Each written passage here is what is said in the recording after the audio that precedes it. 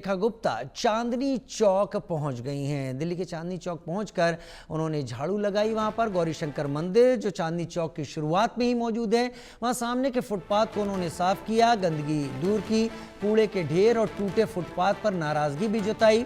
स्वच्छता ही सेवा अभियान के तहत उन्होंने हिस्सा लिया। अधिकारियों को तत्काल सुधार करने के निर्देश दिए। सीएम रेखा गुप्ता ने चांदनी चौक को हेरिटेज क्षेत्र बताया। सफाई व्यवस्था को बेहतर बनाने की आवश्यकता पर जोर दिया।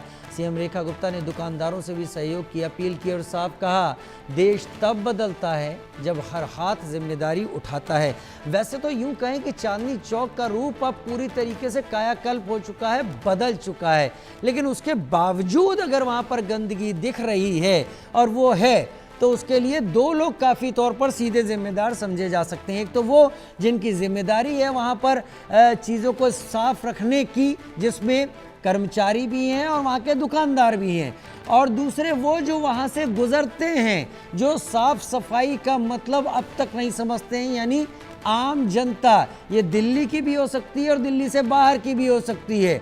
कुछ भी खाकर कहीं भी पैकेट फेंक देना, कहीं भी थूक देना किसी चीज़ पर, ये गंदगी जो है इसकी जिम्मेदारी सबको साफ करने के लिए लेनी होगी।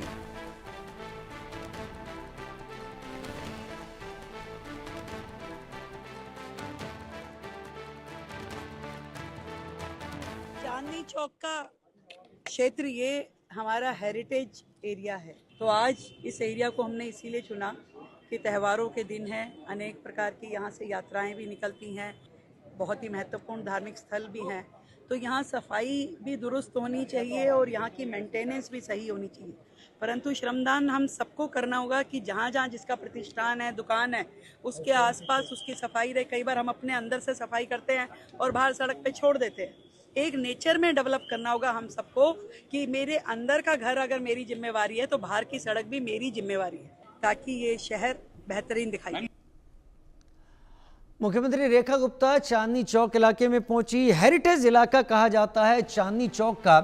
चांदनी चौक की कहानी भी आप लोगों को बताता चलता हूं और मुख्यमंत्री रेखा गुप्ता ने क्या किया वो भी आप तस्वीरों में देखते रहेंगे। वहां की सफाई साफ व्यवस्था को उन्होंने आज स्वच्छता ही सेवा के अंतर्गत देखा, खुद भी साफ किया और इस बात पर एतराज किया कि चीजें वहां टूटी हुई क्यों हैं।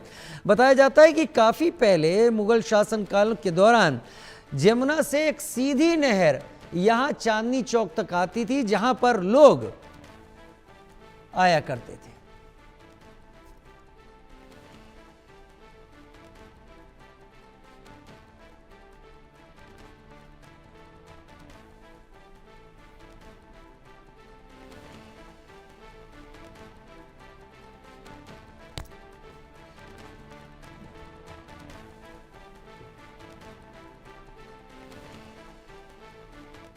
अब रुक कर लेते हैं लद्दाख का, जहां पर उपराज्यपाल ने एक अहम बैठक